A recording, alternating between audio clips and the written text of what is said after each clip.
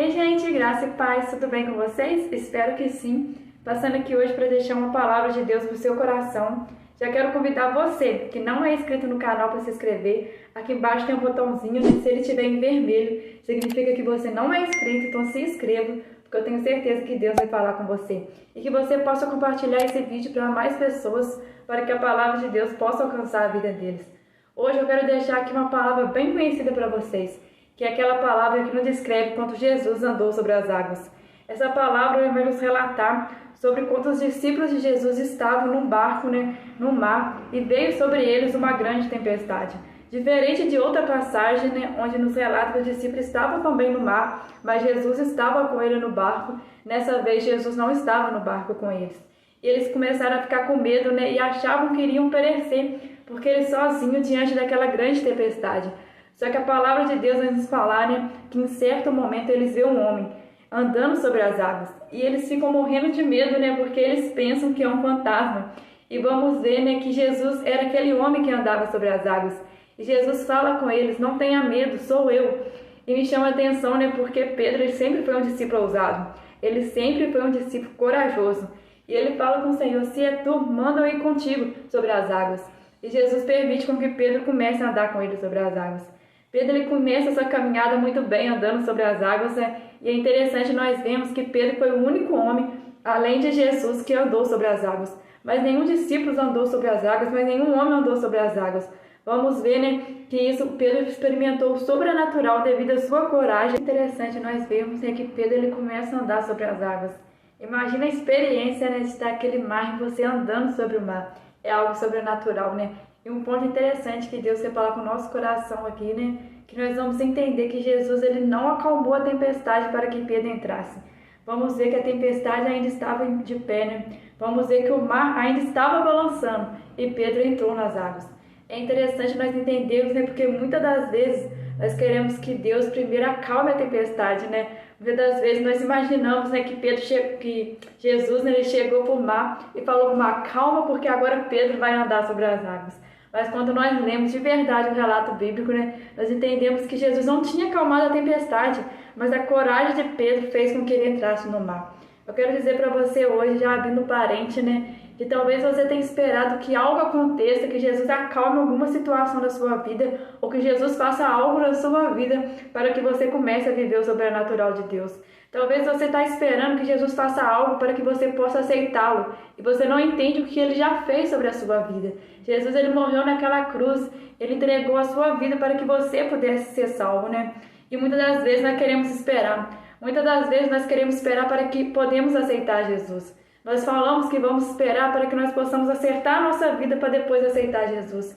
E não entendemos, que muitas das vezes o que Jesus espera de mim e de você é aquele passo de coragem. É aquele passo onde que o mar está todo remoço, O mar está balançando, o vento é contrário e mesmo assim nós descemos, Mesmo assim nós vamos andar ao encontro de Jesus. Talvez a nossa vida não está perfeita, Mas mesmo assim nós vamos ao encontro de Jesus, sabendo que somente nele podemos encontrar a paz e o descanso, E Pedro dá esse passo de coragem. A gente para pensar que experiência top que Pedro teve, Andar sobre as águas. É algo sobrenatural, Vamos ver que nenhum outro discípulo viveu essa experiência, mas Pedro ele pôde experimentar essa experiência. Me chama a atenção, porque Pedro ele começa a sua caminhada muito bem.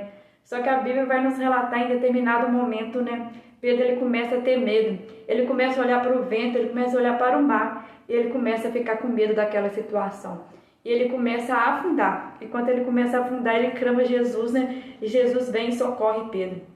Quando Jesus socorre Pedro, eles voltam para o barco e ali Jesus acalma a tempestade, Jesus acalma o vento, E sabe o que me chama a atenção e eu quero deixar aqui para a sua reflexão? Vamos entender que quando Pedro começou a andar sobre o mar, a situação era a mesma quando Pedro afundou. Vamos entender que o cenário não havia mudado, o vento era o mesmo, vamos ver que a tempestade era a mesma. Então por que Pedro afundou? O que causou medo em Pedro? O que causou medo em Pedro, fez com que Pedro afundasse? Foi porque ele perdeu o foco em Jesus. Pedro, ele parou de olhar para Jesus, mas começou a olhar para as coisas que estavam em suas voltas.